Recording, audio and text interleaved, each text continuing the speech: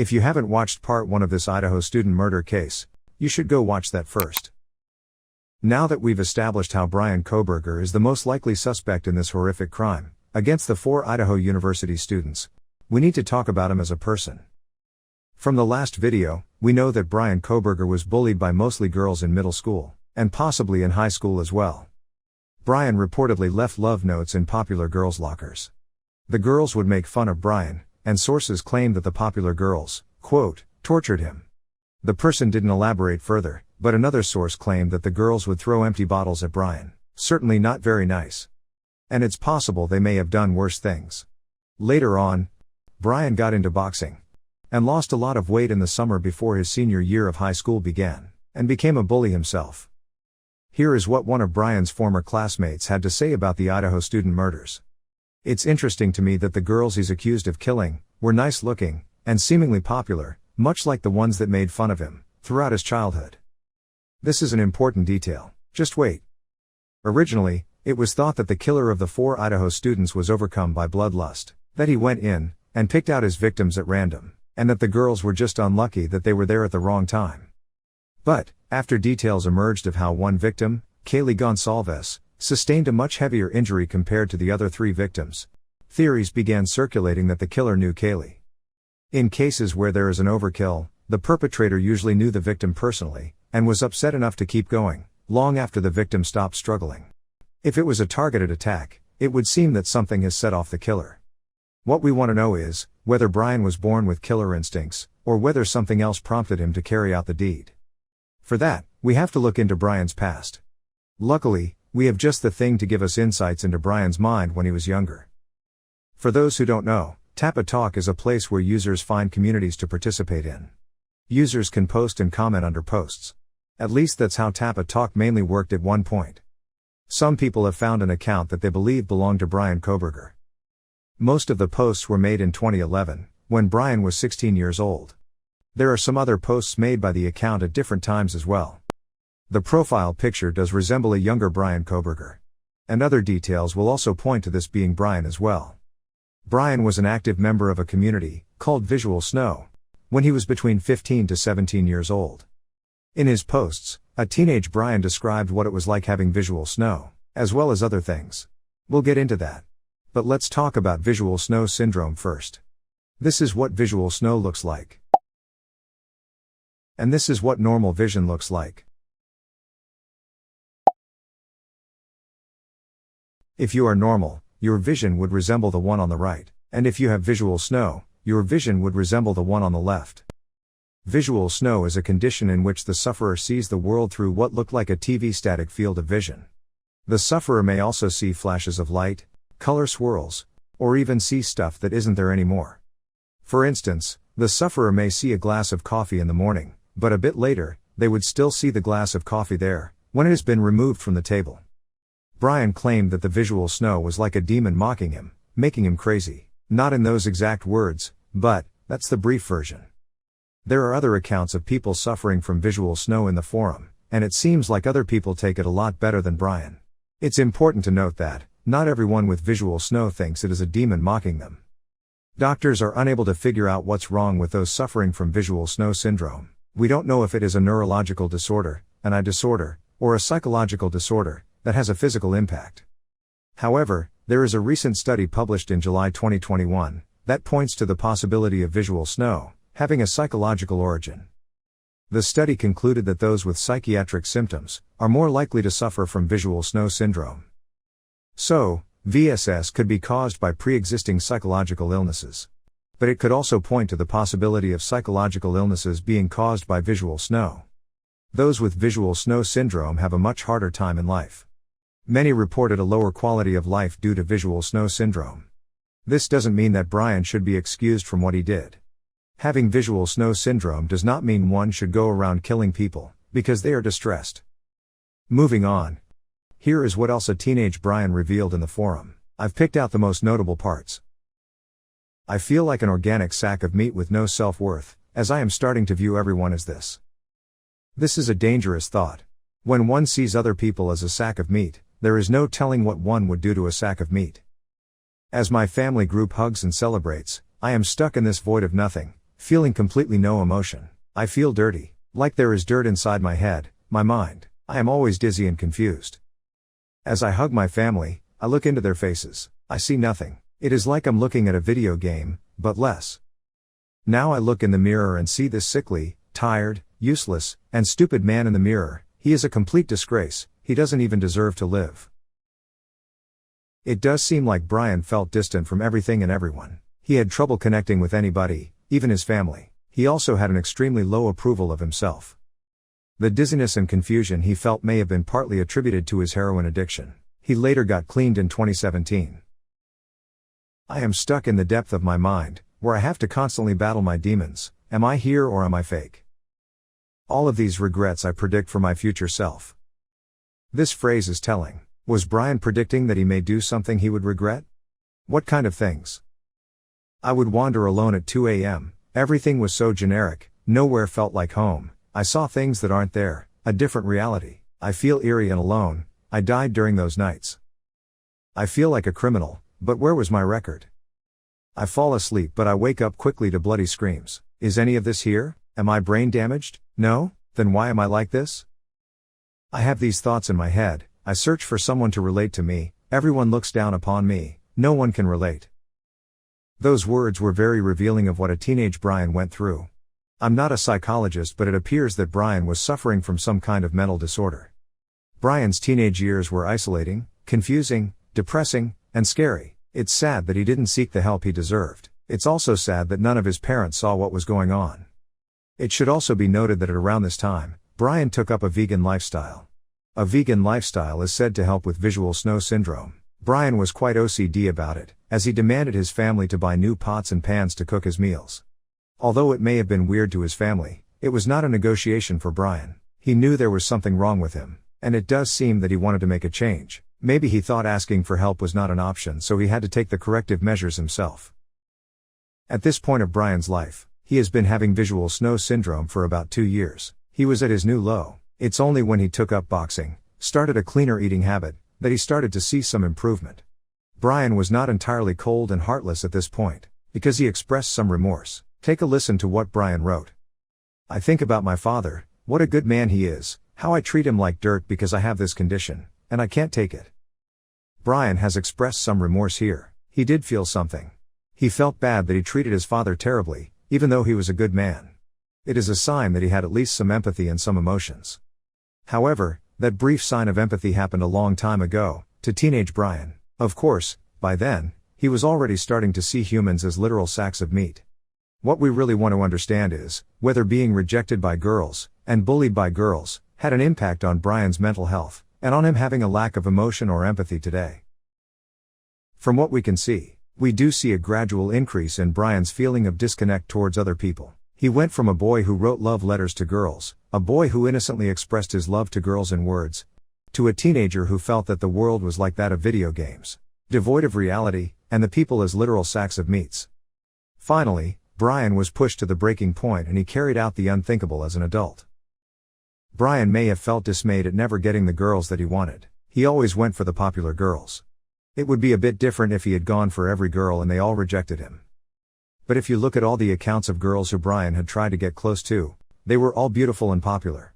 Bryan's anger may have amplified when he lost weight, and improved himself, but was still getting rejected by girls. There is an account of Bryan harassing women at a bar so much, that they had to put his name in the system, so that when he visits the bar, the manager would be notified. They wanted to keep a closer eye on him to make sure he doesn't cause trouble. This could be a repeating theme. Bryan feels some sense of entitlement towards the girls. In his mind, he's no longer the overweight kid in middle school, so he should be getting the popular girls now, but that's not what happened. It may have been triggering for Bryan to realize that. The way that the victims rejected Bryan may also influence what he did. But of course, we don't know whether the female victims ever exchanged words with Bryan. We only know that Bryan followed the girls on Instagram, and had sent multiple messages to Kaylee that went unanswered, 2 weeks before the murders. It's possible that Bryan may already have some genetic predisposition to whatever mental illness he was suffering from. The bullying would not have been great for anyone's mental health, but it would be even more detrimental for those with pre-existing elevated risks. We can't say for sure whether being rejected by the popular girls, and being tortured by the popular girls, was the only reason that Kohberger turned out the way he did. only that it could have been a contributing factor. If you ask Bryan's friends from when he was in high school, one thing they consistently point out is that Bryan was quite intelligent. And that may have been a trait he leaned on as he got through his teen and early adulthood years. We see that in his job as a teaching assistant at Washington State University, Bryan was described as a difficult grader. Bryan would not give out easy marks. He would often find the most difficult way to explain something, so that he could be seen as intelligent. He needed everyone to know that he was smart. Maybe being a tough grader was a way for him to ensure other people don't look too favorably upon themselves. Unhappy people don't tend to like handing out free happiness and self-esteem enhancers, if they are in the position to do so. Being seen as smart was important for Bryan, and he certainly don't want other people to get that self-approval easily. News and media have all credited Bryan as intelligent. But in my opinion, no one that's smart would commit a crime that heinous. It's too messy, leave too much evidence. Any skin cells, hair, footprint, and blood droplets can all be traced back to the killer. It's much easier to catch a killer today than it was 40 years ago, when technology was less advanced. And to leave the knife sheath behind? The knife sheath where investigators found a sample of Bryan's DNA? The DNA was uploaded to a database where they found a partial match with Bryan's cousin. If you have done a DNA ancestry test, your DNA may be in the database somewhere. So if you commit a crime, or if someone related to you commits a crime, investigators can easily track you or your relative down. Once you have taken a DNA test, all of your descendants' DNA will get a partial match if someone needs to identify them. It's very hard to commit a crime and get away with it, because it's impossible to prevent your DNA from being left at the crime scene. All it takes is for someone related to you to take a DNA test, for you to get caught. Technology is still improving as we speak. In a few years, we may have new ways to track down suspects, from evidence gathered at the crime scene. Bryan may have felt the need to see himself as smart, to deal with his sense of low self-worth growing up. To not have people acknowledge that, would be denying him of one of the few things that kept him going, when he was at his lowest. Some say Bryan left the knife sheath behind, to taunt investigators, to prove that he could get away with murder, and commit a perfect crime, because he is so smart. The knife sheath bore the United States Marine Corps sign, maybe in an attempt to mislead investigators. The investigators would look at it, and think that someone with a military background was involved. In fact, that was one of the earliest theories. But we know that this misleading attempt was not successful. A DNA sample was recovered from the knife sheath, and it matched back to Bryan. Bryan may be smart, but his desire to be seen as smart was ultimately his downfall. Touching on the topic of intelligence, let's look at another account that was likely operated by Bryan. After the murders took place, Bryan may have created the Papa Rogers account to get an inside look into what was going on. A lot of killers do the same thing. They would return to the crime scene, or join online discussions about the murder. There is a Facebook profile called Papa Rogers. The account joined a Facebook group for the Idaho student murder case, about 2 weeks after the murders.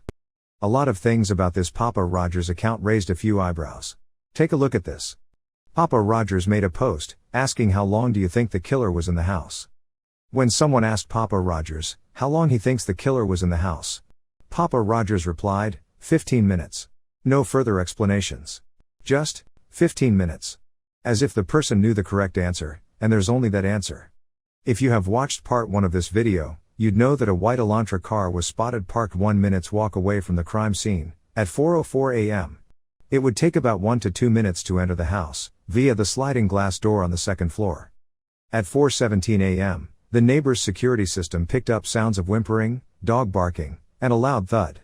It was not long after this that roommate DM, who lived on the second floor, would open her door. That's when she came face to face with the killer. DM saw the killer leave via the second floor glass door. If DM saw the killer at 4:18 a.m., and the killer entered the house at 4:05 a.m., that means the killer was in the house for roughly 13 minutes, which is very close to 15 minutes. The same car was spotted speeding out of the area at 4:20 a.m., which is 16 minutes since the car parked at the residence. Very close to 15 minutes as well. Papa Rogers has also speculated some more things, such as, the killer lived alone, which fits Bryan Kohberger's living arrangement at the time. Those two coincidences don't sound like much, but nearly everything Papa Rogers speculated ended up being exactly what actually took place. A few minor mistakes may have been there, so that people don't get too suspicious. The most damning thing of all was perhaps Papa Rogers' post about the knife sheath. It reads, of the evidence released, the murder weapon has been consistent as a large fixed-blade knife. This leads me to believe they found the sheath. This evidence was revealed prior to autopsies. How does Papa Rogers know that a sheath was found at the crime scene when it wasn't disclosed yet? One of the few things Papa Rogers got wrong was saying that the white car seen parked near the home, around the time of the murder, and seen speeding out of the area, isn't relevant to the investigation. Which we know, the white car was very crucial in tracking down Bryan Kohberger. It's almost like Papa Rogers knew the car was relevant, and was trying to steer people away from dwelling on it too much.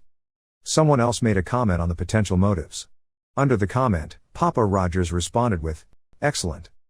There are a whole lot of back and forth comments like this, that almost make it seem like Bryan was testing someone's knowledge, and their thought process in solving a problem. Very much like how a professor or teacher would do to their students. Bryan was a teaching assistant at Washington State University. Members of this Facebook group pointed out that Papa Rogers seems to know details about the case that only the perpetrator would know. After Bryan Kohberger was arrested, the Papa Rogers account suddenly vanished. I believe that one of the reasons Bryan may have created the Papa Rogers account is because it's important to him that he feels smart. Even if he was anonymous. To some people, getting so many details of a crime correct would indicate that someone possesses a high intelligence. When everybody was trying to piece together the clues, Papa Rogers knew everything. He was confidently making assumptions, and leaving approving comments, to those who speculated something, that ended up being correct. Like a teacher giving lectures, guiding students to the answers, encouraging the students to take guesses, without always giving the answers. Papa Rogers also knew the layout of the house, when there was still a lot of confusion. He knew which rooms are behind which windows. If Papa Rogers was Bryan, he likely knew the layouts of the house so well, because he was stalking his victims. Bryan's phone pinged meters from the house, in the months leading up to the murder, in multiple instances. With all that stalking, surely Bryan would be familiar with the layout of the house. Bryan grew up with an undiagnosed mental disorder that plagued him. The girls who tormented him may have been a catalyst to him developing the mental disorder. Or, the mental disorder may have already been there at birth. It's a tragic story to anyone involved. Bryan Kohberger is facing the death penalty, or life in prison, although he maintained his innocence, and stated that he was eager to be exonerated. In this picture, you could see what looked like a wound on Bryan's face. It's believed that the wound occurred after Bryan was taken into custody, and may have been caused by prison shaving razors. The razors they give out in prisons are not sharp. If the wound was caused by razors, Bryan would have to apply a large amount of force. Bryan once thought that he didn't deserve to live, and had thoughts of self-harm in the past. Maybe he was so emotional that he had trouble controlling the force applied. Or, could it be that he was engaging in some form of self-mutilation? Was it out of remorse for what he did, to the 4 victims? Or anger at the world, for how he was treated, and who he is as a person? Was it something else? It could also be that the wound was not caused by the razors. What's going on in Bryan Kohberger's mind? Does he hate himself? Does he feel stupid for getting caught so soon? Does he feel sorry for what he's done? Does he feel bad for his family? His family has remained by his side and believes that he was framed. In Bryan's court hearing, Bryan's mother was seen crying. His sister and father were a bit more composed. This has been a tragic short life for Bryan. He is only 28 years old, and he'll spend the rest of his life in jail. Or get put on death row. What he did was awful. And he deserves to get justice served to him. But had someone seen the struggles he was going through, and gotten him help, Kaylee, Madison, Xana, and Ethan may still be alive today. You may also be curious as to what will happen to the house at 1122 King Road, in Moscow, Idaho. Well, since this case has made national and international news, whoever rents the place next will likely know what happened at the house. This may sound strange, but some people don't mind living in murder houses. Most of us would not want to live in a place where something this tragic has taken place. I know I wouldn't want to. But again, some people aren't bothered by that. Another possibility of what may happen to the house is that the house could get bulldozed over. This house is worth around $500,000 according to Zillow's estimate. If the owner of the house gets enough donations, through GoFundMe, he or she could choose to get the house bulldozed over. I mean, even with holy water, and a brand new house built on the lot, I would not want to live there. On the other hand, the house that belonged to Shannon and Chris Watts has been sold recently. If you are not familiar with the Watts case, this man, Chris Watts, was convicted of murdering his pregnant wife, 2 daughters, and his unborn son on August 13, 2018, in their house. The Watts house was sold for $600,000. As far as we know, the new family seemed happy with their purchase. Maybe we'll cover this case next. Check the description for the link, or the top right corner for the card. There's also a possibility that the house will be sold to someone else. Subscribe for any new updates. Thank you for watching. If you like this video, you should check out this video next. I'll see you there.